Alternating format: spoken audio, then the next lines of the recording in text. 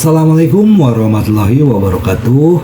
Apa kabar sobat-sobat semuanya? Semoga kalian semua dalam keadaan sehat jasmani dan rohani, tidak kekurangan satu apapun. Amin ya robbal alamin. Oke, kami akan lanjutkan ceritanya. Tapi seperti biasa jangan lupa untuk tekan tombol like dan berkomentar juga. Oke, lanjutkan saja ceritanya. Telur burung ponik, bab 531 sampai 535. Telur phoenix terlihat seperti batu biasa, dengan banyak kotoran di permukaannya. Ye Chong mengeluarkan telur phoenix dengan hati-hati seperti bayi yang baru lahir. Ketika jari-jarinya menyentuh permukaan telur phoenix, dia bisa merasakan panas aneh terus-menerus keluar dari dalamnya. Jenis panas ini tampaknya tidak memerlukan sumber panas apapun, itu dipancarkan secara spontan oleh telur phoenix. Ye Chong dapat merasakan bahwa setelah ular kayu mati, panas pada telur phoenix berangsur-angsur menghilang.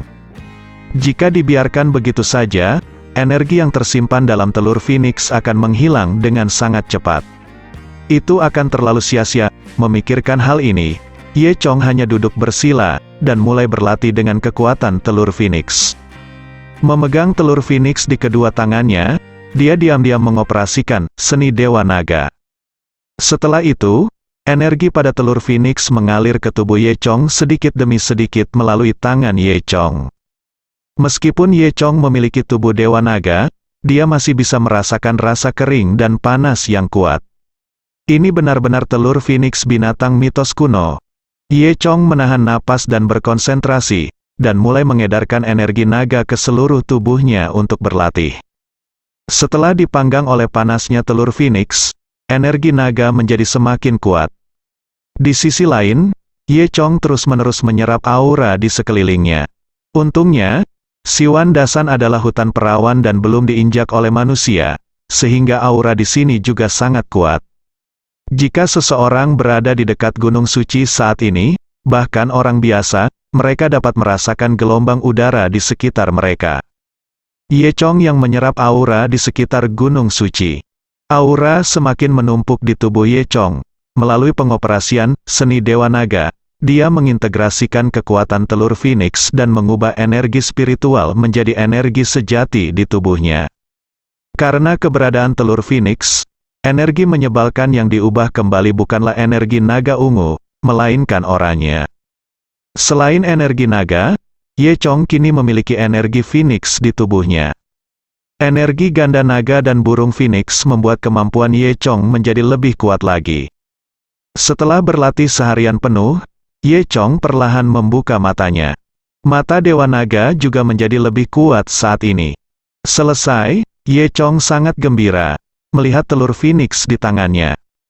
Pada saat ini, telur phoenix telah kehilangan tampilan batu biasa sebelumnya.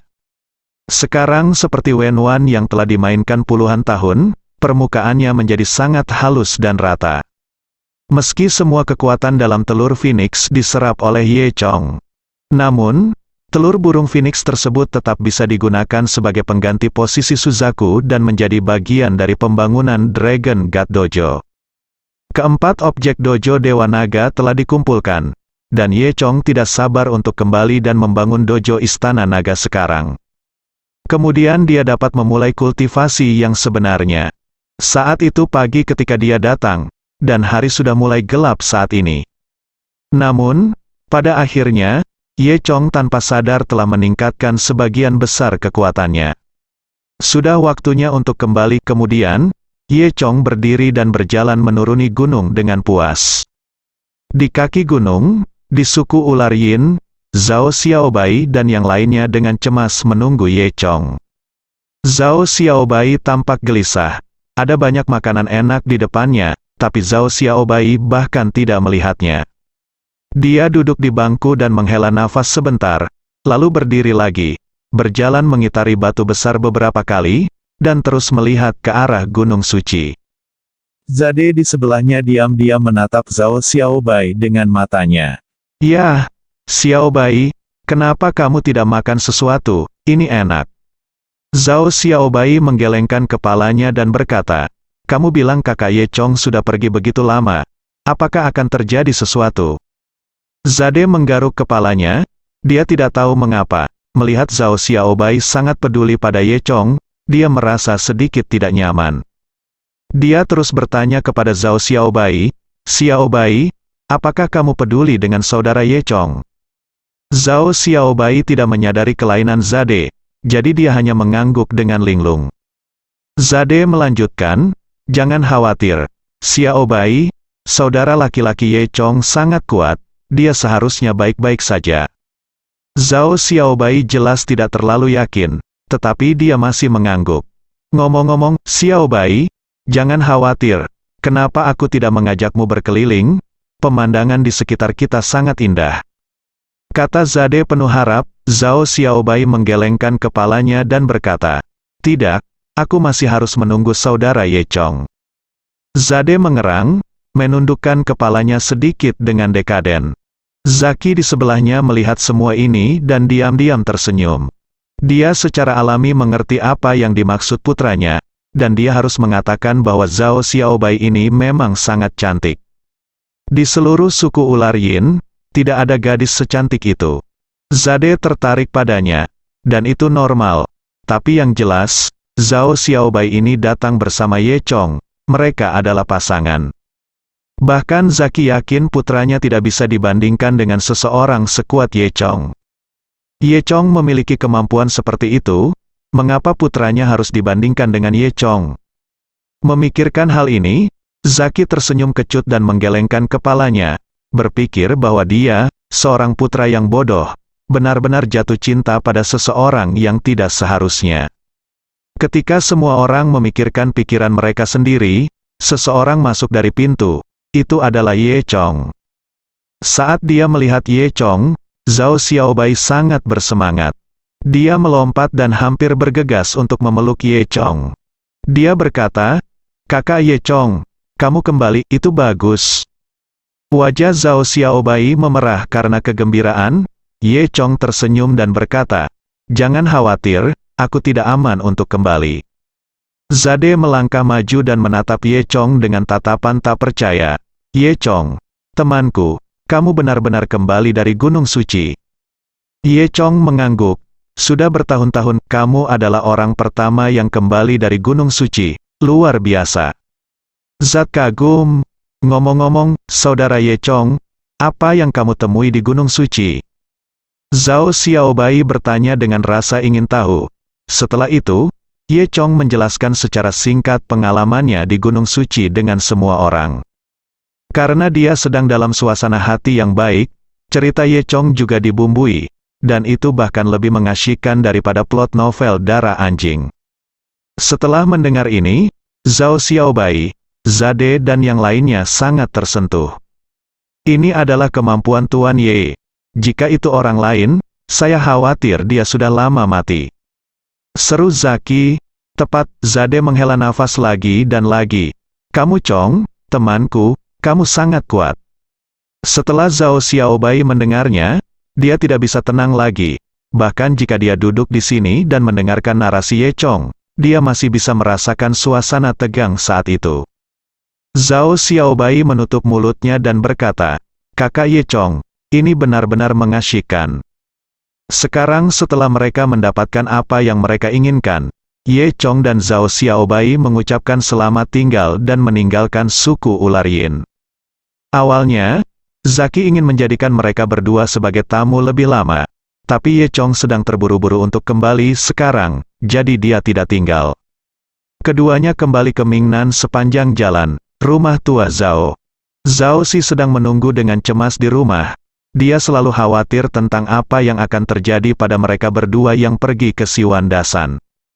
"Hei, jika aku mengetahuinya saat itu, aku seharusnya tidak membiarkan mereka pergi," kata Zhao Si pada dirinya sendiri dengan mulut melengkung. Dia tidak merasa lega sampai dia melihat keduanya kembali ke rumah. Mulut Zhao Si berkedut, "Hebat kamu. Kamu kembali, aku tahu tidak apa-apa bagimu untuk pergi, Tuan Ye pasti akan melindungimu," Zhao Si berkata. Sambil dengan tangannya, dia menyeka keringat yang muncul di dahinya karena kecemasan. Zhao Xiaobai menutup mulutnya dan tersenyum dan berkata, "HMPH, apakah kamu masih malu untuk mengatakannya?" Zhao Si sedikit malu, dia tersenyum dan berkata, senang menjadi kembali, hari ini. Saya membuat sesuatu yang enak dan membiarkan semua orang mencicipi kerajinan tangan saya. Setelah makan malam di rumah Zhao Si, Ye Chong kembali ke rumahnya di Mingnan. Menghitung, sudah 3 hari sejak memasuki pegunungan 100.000. Ye Chong ingat apa yang terjadi di Luzhou. Sebelum Gao Jianyun pergi, dia mendapat kabar dari Luzhou. Keluarga Wu ingin melawan sudut dan melawan binatang buas yang terperangkap untuk pukulan terakhir. Mereka menantang 3 keluarga besar, dan mereka tidak tahu apa yang terjadi sekarang. Memikirkan hal ini, Ye Chong berkata dalam hati bahwa dia akan bergegas kembali ke Luzhou secepat mungkin. Luzhou, Tianjingtai, ini adalah objek wisata yang sangat terkenal di Luzhou. Menurut legenda, berdiri di platform Tianjing, Anda dapat melihat pemandangan di langit. Ada banyak turis di sini setiap hari. Namun, hari ini, seluruh Tianjingtai disegel, karena pertarungan cincin yang akan menentukan nasib Luzhou akan diadakan di sini. Kedua belah pihak dalam pertempuran itu tentu saja adalah keluarga Wu dan 3 keluarga besar lainnya di Luzhou. Untuk perang ini, kedua belah pihak telah melakukan persiapan yang cukup. Jiang Bielu dan Long Mingcheng tahu bahwa keluarga Wu mendapat bantuan Qian Yuan Zhengnan, dan mereka telah mendengar 1 atau 2 hal tentang betapa kuatnya lelaki tua Jepang ini, jadi mereka tidak berani menganggapnya enteng. Dalam beberapa hari terakhir, kedua lelaki tua itu juga menemukan banyak ahli untuk datang membantu, dan Long Mingcheng secara khusus mengundang salah satu pamannya. Di sisi lain, sejak Gao Jianyun meninggalkan Luzhou, keluarga Wu bisa bergerak bebas. Mereka mulai bertindak agresif, dan baru-baru ini mulai merekrut pasukan dan mengumpulkan banyak orang. Dan Wu Jingguo membeli lebih dari 30 master dari perusahaan keamanan sekaligus. Dan kebetulan, tuan-tuan ini berasal dari desa Nanju, anak-anak muda yang pernah mengkhianati Ye Chong. Karena kepentingan langsung mereka, orang-orang ini meninggalkan tim keamanan di desa, mengkhianati Ye Chong, dan bergabung dengan perusahaan keamanan. Oleh karena itu, sekarang secara alami dia akan bergabung dengan keluarga Wu lagi karena mahalnya harga laporan. Secara alami, mereka tidak peduli hal jahat apa yang telah dilakukan keluarga Wu. Bagaimanapun, siapapun yang memberikan uang adalah paman mereka. Gao Jianyun telah bergegas kembali ke Luzhou, dan setelah bertemu Jiang Bielu dan Long Mingcheng, dia bersiap selama 3 hari, dan hari ini adalah hari pertarungan ring yang sebenarnya. Saat matahari baru saja menerpa lereng bukit, orang-orang di kedua sisi sudah mencapai puncak bukit. Semua orang di keluarga Wu terlihat santai. Kursi terpenting dalam keluarga Wu bukanlah Wu Jingguo, kepala keluarga Wu, tetapi Qian Yuan Zhengnan. Wu Jingguo duduk di sebelah Qian Yuan Zhengnan dengan tatapan menyanjung. Tuan Qian Yuan, kali ini terserah Anda. Qian Yuan Zhengnan mendengus dingin, dan berkata, jangan khawatir, seberapa baik orang-orang ini. Apakah pembunuhnya baik? Wudi tersanjung, Tuan Qian Yuan bisa bahkan bunuh pembunuh itu dengan 1 pukulan, apalagi yang lain. Di depan Tuan Qian Yuan, mereka semua adalah sekelompok badut yang melompat. Kata Wu Jingguo, ayah dan anak itu bernyanyi bersama dan mulai memuji Qian Yuan Zhengnan. Aku hanya tidak tahu apakah Ye Chong akan datang untuk berpartisipasi. Kata Wu Di sambil melihat tim Gao Jianyun. Qian Yuan Zhengnan mengangkat alisnya. Apakah menurutmu aku akan takut padanya? Tentu saja tidak. Wu Di dengan cepat menjelaskan. Ye Chong telah membuat keluarga Wu kita begitu sengsara. Jika dia datang untuk berpartisipasi, Tuan Qian Yuan jangan biarkan dia pergi. Itu benar. Ye Chong kentut, dia bukan tandingan Tuan Qian Yuan. Kata Wu Jingguo, padahal, mereka sudah menyelidiki dengan jelas. Ada 2 pembunuh Zhu Shenmen yang datang ke Luzhou sebelumnya. Salah satu dari mereka melawan Ye Chong sampai mati dan hampir mati bersama. Dan jika Ye Chong tidak melarikan diri dengan cepat, dia akan dibunuh oleh pembunuh lain. Dan Qian Yuan Zhengnan mampu membunuh salah satu pembunuh dengan 1 gerakan. Keduanya saling menghakimi. Jadi Wu Jingguo sama sekali tidak khawatir Ye Chong akan mengganggu situasi. Sebaliknya dia berharap Ye Chong akan muncul di sini. Di sisi lain, Gao Jianyun, Jiang Bielu dan Long Mingcheng berkumpul. Ekspresi ketiganya serius, jelas tidak santai. Mereka semua tahu kemampuan sejati Qian Yuan Zhengnan, dan di arena grup hari ini, dia tidak yakin akan menang. Namun, karena keluarga Wu sudah bergerak, mereka tidak punya pilihan selain menerima tantangan tersebut. Faktanya, Long Mingcheng dan Jiang Bielu telah memutuskan untuk menyetujui tantangan keluarga Wu. Jika Long Mingcheng dan Jiang Bielu, dua lelaki tua, tidak menyetujui tantangan keluarga Wu demi muka, mereka tidak akan mengadakan arena kelompok ini sekarang. Secara alami, tidak akan ada variabel sebesar itu. Jika Gao Jianyun hadir pada saat itu, dia tidak akan pernah memberikan kesempatan seperti itu kepada keluarga Wu. Gao Jianyun adalah seorang pragmatis, semuanya berorientasi pada hasil, jadi dia tidak peduli dengan wajah atau apapun. Karena mereka sudah berada dalam situasi menang, mengapa memberi kesempatan pada keluarga Wu untuk melakukan serangan balik? Kedua lelaki tua itu juga tahu bahwa masalah ini dilakukan tanpa pertimbangan, dan mereka tahu mereka salah. Jadi mereka tidak banyak bicara, dan mematuhi perintah Gao Jianyun dalam segala hal. Tapi sekarang setelah dia setuju, Gao Jianyun tidak punya pilihan lain selain menemukan banyak ahli. Dalam beberapa hari, semoga bermanfaat, kami hanya bisa menggantungkan harapan kami pada para master ini. Yang terkuat di antara mereka tentu saja adalah kakak senior Long Mingcheng. Saat ini, dia sedang duduk di sebelah Gao Jianyun dan tiga lainnya, mengenakan gaun kuning, duduk tegak.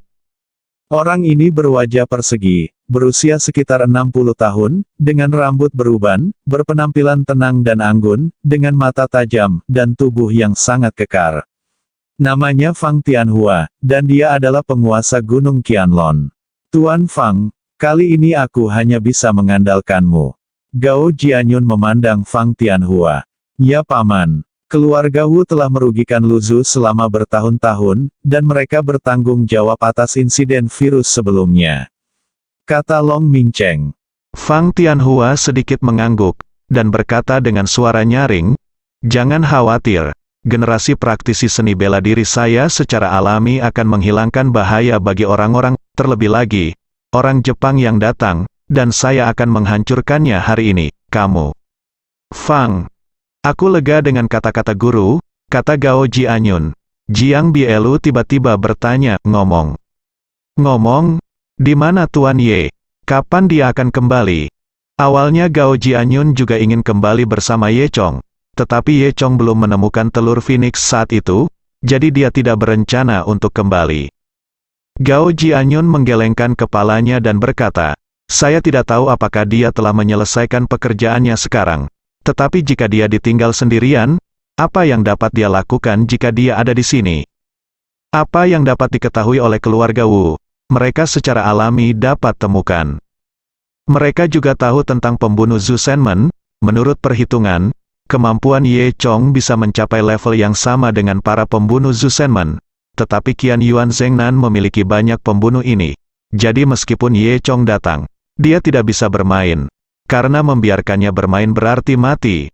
Saat semua orang berbicara, seseorang dari keluarga Wu datang ketakutan. Bos, kata Patriark Wu, mengapa kita tidak mulai sekarang? Arena pertempuran orang yang datang untuk menyebarkan berita adalah seorang penjaga keamanan dari desa Nanju. Kapan dia melihat pertempuran seperti itu? Menghadapi 3 orang kuat di Luzu, dia tunduk, dan sangat tidak mudah baginya untuk menyampaikan kata-kata itu kepadanya. Long Mingcheng mendengus, dan berkata, aku akan mulai dari awal, aku masih takut padamu. Kembali dan beritahu dia, mulai sekarang, penjaga keamanan sangat ketakutan sehingga dia berbalik dan berlari kembali dengan tergesa-gesa. Setelah itu, kedua kubu resmi mulai bertanding. Keluarga Wu pertama kali mengirim seseorang dari perusahaan keamanan bernama Zhao Xiaoxuan. Zhao Xiaoxuan ini adalah penduduk desa Nanju yang berlatih dengan tim keamanan Ye Chong.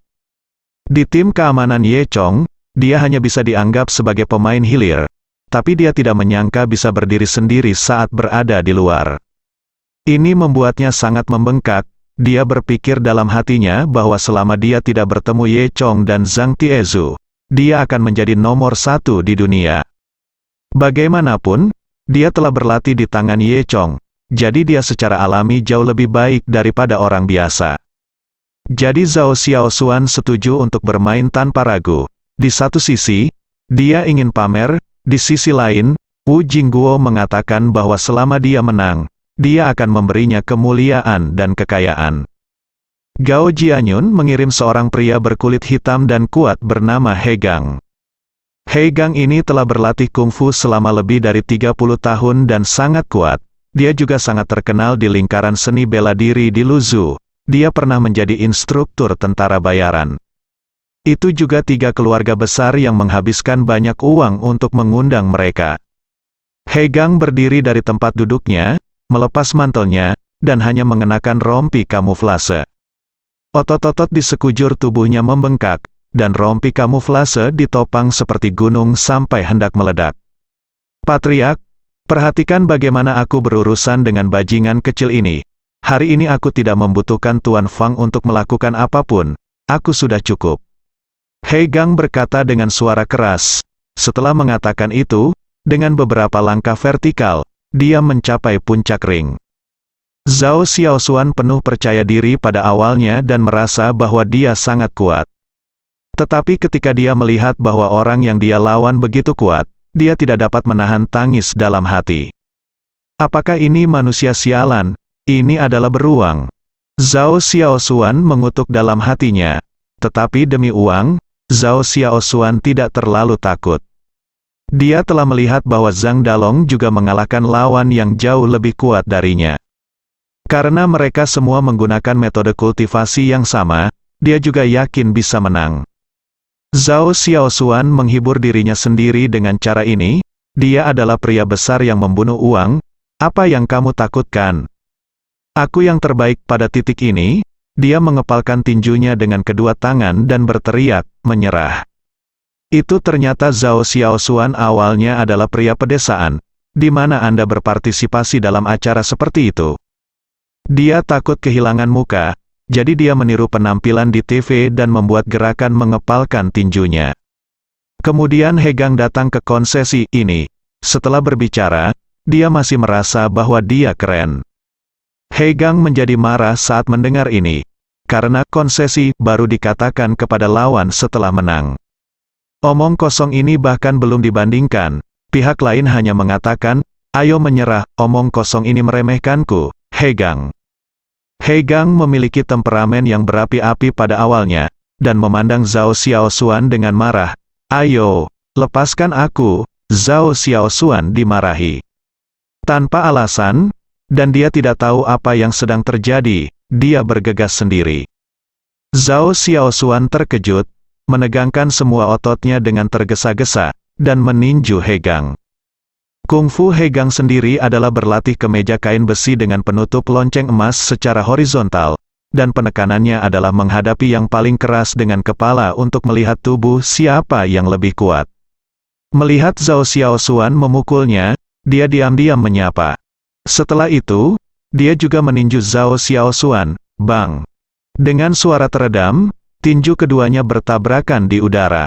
Segera setelah itu, saya mendengar teriakan Zhao Xiaoshuan, ah, sakit saya sampai mati, tangan saya patah, Zhao Xiaoshuan meratap kesakitan. Awalnya dia mengira dia hanya di sini untuk bertarung di atas ring, dan semua orang baru saja berkompetisi, menang atau kalah. Siapa sangka itu akan menjadi nyata. Itu belum terjadi, dan tangannya patah. Apakah kamu akan membunuhnya sebentar lagi? Semakin Zhao Xiaoshuan memikirkannya, semakin dia menjadi ketakutan, dan dia berlutut di tanah dengan tergesa-gesa, memohon belas kasihan. Aku menyerah, tanganku patah. Jangan bunuh aku, He Gang memandang. Lucu, pergi, saya mengaku kalah, saya akui kalah.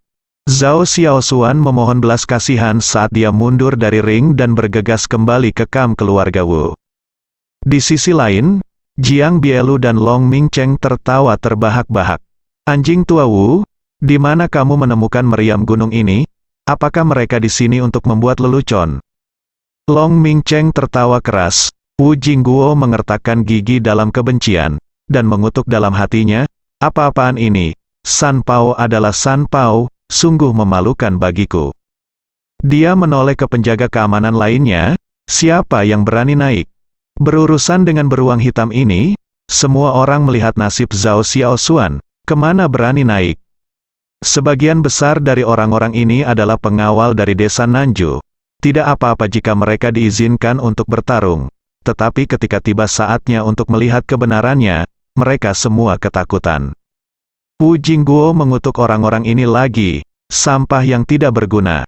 Kemudian dia tidak punya pilihan selain melihat ke arah Qian Yuan Zhengnan. Tuan Qian Yuan, saya hanya bisa mengandalkan Anda. Qian Yuan Zhengnan sedikit tidak senang, dia tidak menyangka akan bermain secepat ini. Sepertinya membunuh seekor ayam membutuhkan palu godam. Katanya dalam bahasa Mandarinnya yang tidak terlalu fasih. Namun, tidak ada orang lain yang dapat mengirimkannya sekarang. Itu hanya dapat menunjukkan bahwa keluarga Wu benar-benar tidak berguna. Qian Yuan Zhengnan berdiri sambil berpikir, dan menarik ujung seragam samurai di tubuhnya. Kemudian, menginjak bakyak berjalan dengan lembut ke atas ring. Qian Yuan Zhengnan tidak tinggi, tetapi tubuhnya terlihat kokoh. Usianya sekitar 60 tahun, dan dia terlihat seperti orang tua yang lemah dan lembut. Ketika He Gang melihat lelaki tua ini, dia merasa jijik di hatinya. Kamu adalah orang tua dari negara Jepang. Saya pikir kamu benar-benar tidak tahu harus berbuat apa. Kamu tidak melihat apa yang terjadi dengan sampah itu sekarang. Apa yang kamu lakukan di sini? Dengan tulang tuamu, bisakah kamu mengambil pukulan dari saya? Anda tidak bermaksud melarikan diri, datang ke sini dan ingin menyentuh saya, kan? He Gang tertawa terbahak-bahak setelah selesai berbicara. Beberapa orang yang tidak tahu mengapa juga ikut tertawa bersama He Gang. Dan Gao Jianyun buru-buru mengingatkan, Tuan He, berhati-hatilah karena orang ini sangat kuat. He Gang jelas tidak menganggapnya serius. Jangan khawatir, Bibi Gaoxian. Itu tergantung bagaimana saya menangani anjing Jepang ini. Qian Yuan Zhengnan meletakkan tangannya di belakang. Dia berkata dengan tenang, kamu benar-benar badut, sebaiknya kamu turun sendiri, agar tanganku tidak kotor. He Gang juga merupakan tokoh seni bela diri yang terkenal. Kapan dia dihina oleh orang lain seperti ini? Dia tidak bisa menahan amarahnya. Apa-apaan, aku belum pernah melihat orang tua yang bisa berpura-pura sepertimu. Aku di sini untuk membersihkanmu hari ini. Setelah itu, He Gang berteriak keras, dan seluruh tubuhnya bergegas menuju Qian Qiang seperti bola meriam fisik. Sumbernya adalah Zhengnan. Qian Yuan Zhengnan masih berdiri di sana tanpa bergerak, tanpa mengubah wajahnya, dan sepertinya dia tidak peduli. Melihat He Gang bergegas menuju Qian Yuan Zhengnan dengan kelembaman yang besar, dia akan memukul Qian Yuan Zhengnan. Gaya ini, meskipun Anda melihatnya dengan mata, mirip dengan mobil yang menabrak Anda. Dan Qian Yuan Zhengnan masih berdiri tak bergerak. Wu Jingguo dan yang lainnya bahkan sedikit khawatir. Detik berikutnya, terdengar ledakan, dan He Gang benar-benar mengenai tubuh Qian Yuan Zhengnan. Tapi yang mengejutkan semua orang, bukan Qian Yuan Zhengnan yang terlempar ke udara, tapi He Gang yang terlihat sangat kuat. He Gang terbang langsung keluar dari ring dan jatuh ke tanah, tampaknya tidak sadarkan diri. Dengan hanya sedikit kesadaran yang tersisa di hatinya, dia merasa seolah-olah menabrak kereta yang bergerak. Sebelum dia bisa terkejut, dia pingsan. Ketika saya melihat lagi, He Gang memiliki banyak patah tulang di sekujur tubuhnya. Bahkan jika dia diselamatkan, dia tidak akan berguna. Ternyata Qian Yuan Zhengnan diam-diam membangkitkan energi aslinya saat mereka baru saja bertabrakan. Semburan energi sejati meledak ke tubuh He Gang, menghancurkan semua tulang He Gang. He Gang jatuh lemas di sana, tidak tahu apakah dia akan mati atau tidak. Oke, Tuan Qian Yuan benar-benar luar biasa, teriak Wu Jingguo dengan penuh semangat. Di pihak Gao Jianyun, dia dengan cepat menemukan seseorang untuk mengirim He Gang ke pertolongan pertama.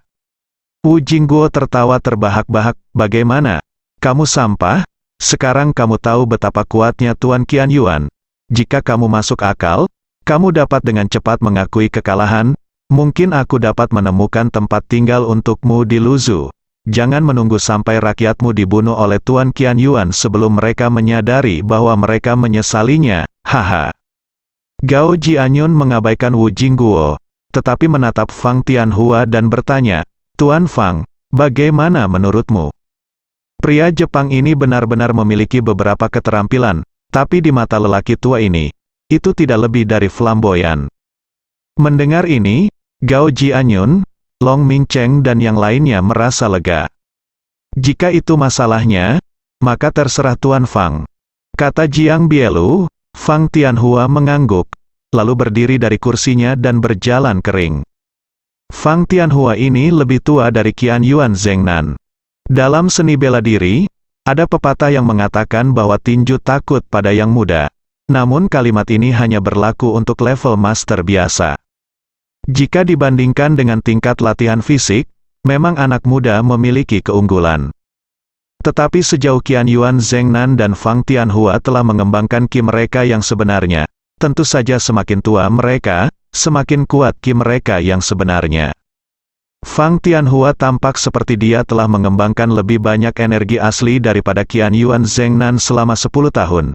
Jadi secara logis, dia yakin bisa mengalahkan Qian Yuan Zhengnan. Sementara Gao Jianyun dengan gugup menatap cincin itu, dia tiba-tiba menerima telepon dari Ye Chong. Ternyata Ye Chong telah mendarat dan kembali ke Luzhu. Di mana kamu? Apakah permainannya sudah dimulai sekarang?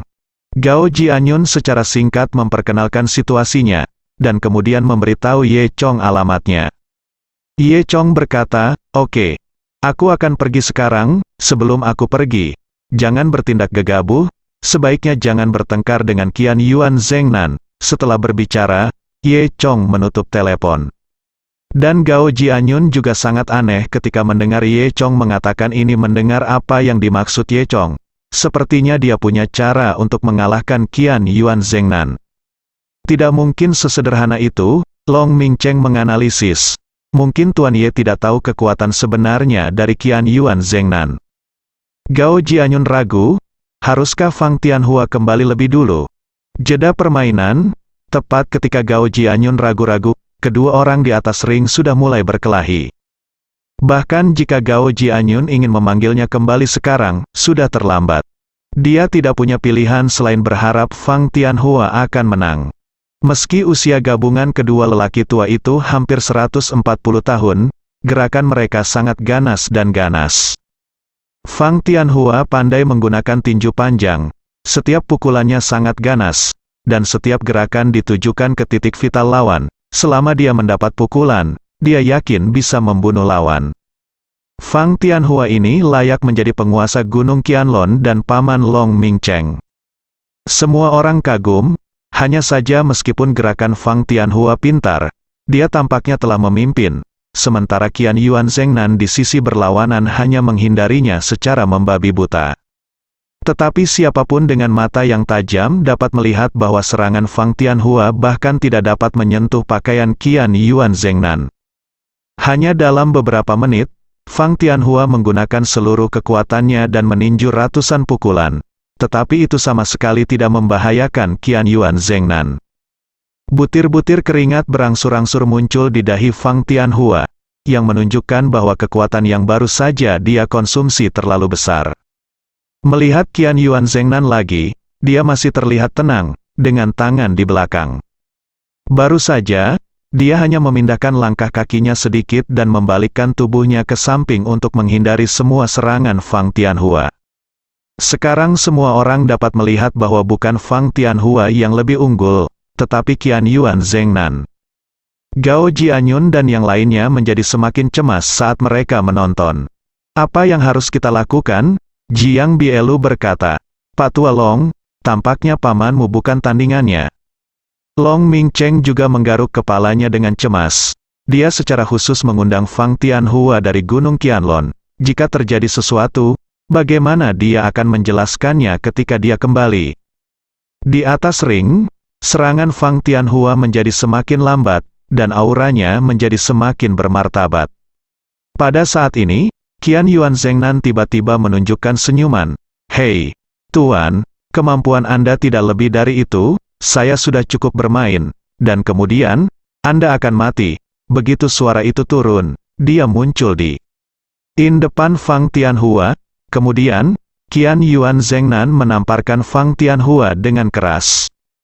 Fang Tianhua bahkan tidak punya waktu untuk melawan atau terkejut. Dia merasakan kekuatan besar mengalir ke tubuhnya, langsung menghancurkan semua meridian di tubuhnya. Seluruh tubuh Fang Tianhua terlempar ke udara, dan setelah berputar 2 kali di udara, dia jatuh ke tanah dengan celepuk. Setelah jatuh ke tanah, ia tidak berhenti, masih menggelinding ke depan sejauh 4 atau 5 meter sebelum berhenti. Seluruh tubuhnya seperti boneka kain, dan kakinya dipelintir dengan sudut yang luar biasa seperti 2 tali. Tulang Fang Tianhua benar-benar patah, tidak perlu dilihat, semua orang tahu bahwa Fang Tianhua ini tidak akan selamat. Long Mingcheng mengeluarkan, dan buru-buru memanggil seseorang untuk membawa tubuh Fang Tianhua kembali. Adegan itu mengejutkan, 4 hingga 5 meter darah merah cerah yang mencolok. Fang Tianhua meninggal di tempat. Semua orang tercengang, kekuatan orang-orang Hua benar-benar menakutkan. Gao Jianyun, Jiang Bielu dan Long Mingcheng semuanya terlihat jelek. Fang Tianhua adalah master terkuat yang mereka temukan, tetapi tanpa diduga, dia masih tidak bisa menahan langkah Qian Yuan Zhengnan. Wu Jingguo sangat bersemangat hingga dia hampir melompat. Dia menunjuk ke Gao Jianyun dan yang lainnya dan berkata, "Apa kabar? Beraninya kamu berlutut di depanku dan mengakui kesalahanmu, hahaha." Wu Jingguo sedikit terbawa suasana. Jiang Bielu bertanya kepada Gao Jianyun dengan suara rendah, "Apa yang harus kita lakukan sekarang?" Gao Jianyun tetap memasang wajah dingin dan tidak berbicara. "Hei, itu semua karena kita terlalu peduli untuk menyelamatkan muka. Jika kita tahu ini sebelumnya, mengapa kita repot-repot? Jika kita tidak mengizinkannya mengadakan pertarungan cincin ini, bukankah itu akan berakhir?" Jiang Bielu memiliki wajah pahit. Long Mingcheng berkata dengan marah, "Itu benar. Ini semua salahku. Aku membunuh pamanku." Gao Jianyun duduk di sana dengan ekspresi dingin. Dia melengkungkan bibirnya. Tampaknya semuanya seperti yang dikatakan Ye Chong. Fang Tianhua sama sekali bukan lawan Qian Yuan Zhengnan. "Jangan melawannya. Tunggu aku." Gao Jianyun mengingat kata-kata Ye Chong lagi. Tapi, apakah benar-benar berguna menunggu Ye Chong datang? Baru saja Gao Jianyun pernah meragukan Ye Chong, dan harganya sangat menyedihkan, kehilangan senior dalam seni bela diri. "Gao Xiangwu, apa yang harus kita lakukan sekarang?" Jiang Bielu bertanya lagi, menarik kembali Gao Jianyun dari pikirannya. Tunggu apa? Tunggu Ye Chong. Tuan Ye, apakah benar-benar berguna baginya untuk datang?" Tanya Long Mingcheng dan Jiang Bielu serempak. Gao Jianyun juga tidak tahu, tapi dia hanya bisa memilih untuk mempercayai Ye Chong sekarang. Dia mengangguk, mungkinkah Tuan Ye menjadi lawan anjing tua Jepang ini? Menurut informasi yang kami dapatkan, bukan itu masalahnya. Kata Jiang Bielu, apa yang dia katakan secara alami didasarkan pada para pembunuh Zhu Shenmen. Itu benar. Jangan biarkan Tuan Ye dalam bahaya saat itu. Tetapi Anda tidak boleh membiarkan Tuan Ye dalam bahaya.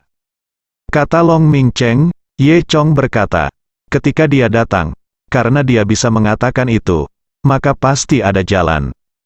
Gao Jianyun berpikir dalam hati. Pada saat ini, Wu Jingguo di sisi berlawanan melompat-lompat seperti monyet kuda besar, karena takut orang lain tidak tahu bahwa dia telah menang. Dia tidak sabar untuk melihat Gao Jianyun dan yang lainnya. Wajah tuanya memerah karena kegembiraan, dan dia berteriak dengan keras, "Kalian bertiga, apakah tidak ada yang tersisa untuk bertarung? Lalu mengaku kalah. Mengapa membuang waktu di sini, Jiang?" Bielu melihat tampang sombong Wu Jingguo sangat menyebalkan. Dia mendengus, berdiri dan mengutuk Wu Jingguo, "Kamu anjing tua Wu tidak tahu apa-apa, siapa bilang kita tidak punya siapa-siapa? Kita punya orang, Bukankah dia hanya orang tua Jepang? Apa masalahnya? Tunggu aku, tunggu Tuan Ye datang. Mari kita lihat bagaimana menghadapimu. Siapa, Tuan Ye?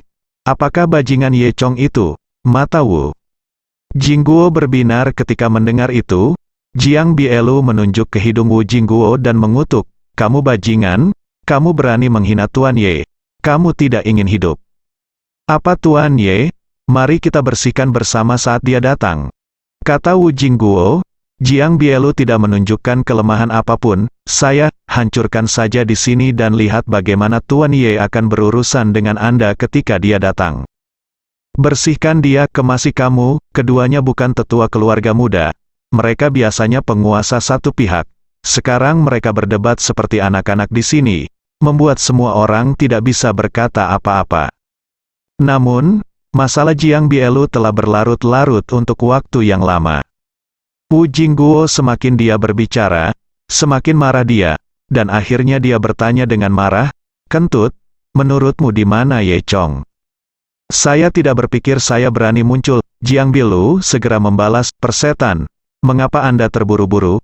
Tuan Ye akan datang untuk membersihkan Anda dalam beberapa menit. Awalnya, Wu Jingguo dan Wu Di tidak melihat Ye Chong, dan mereka sedikit kecewa. Sekarang mereka mendengar bahwa Ye Chong akan datang. Keduanya menjadi bersemangat. Mereka sudah lama ingin membunuh Ye Chong. Karena anak ini membuat keluarga Wu mereka sengsara. Jadi karena Ye Chong akan muncul, Wu Jingguo punya alasan untuk menunggu. Dia berkata, bagaimana dengan ini? Aku akan memberimu 10 menit. Jika Ye Chong datang dalam waktu 10 menit, biarkan dia pergi kering. Hehe. Itu adalah waktu kematiannya. Jika dia kurang beruntung, kalian semua menyerah padaku. Oke, apa menurutmu aku takut padamu? 10 menit adalah 10 menit. Secara impulsif, Jiang Bielu menyetujui Wu Jingguo. Gao Jianyun di sebelahnya tidak bisa menghentikannya. Begitu dia setuju, Jiang Bielu menjadi tenang, dan dia sedikit menyesalinya, dan dengan cepat bertanya kepada Gao Jianyun, Gao Xiangwu, berapa lama? Tuan Ye berkata. Gao Jianyun melirik Jiang Bielu tanpa berkata-kata. Kamu tidak katamu, tunggu saja selama 10 menit. Jiang Bielu menggaruk kepalanya dan tersenyum malu.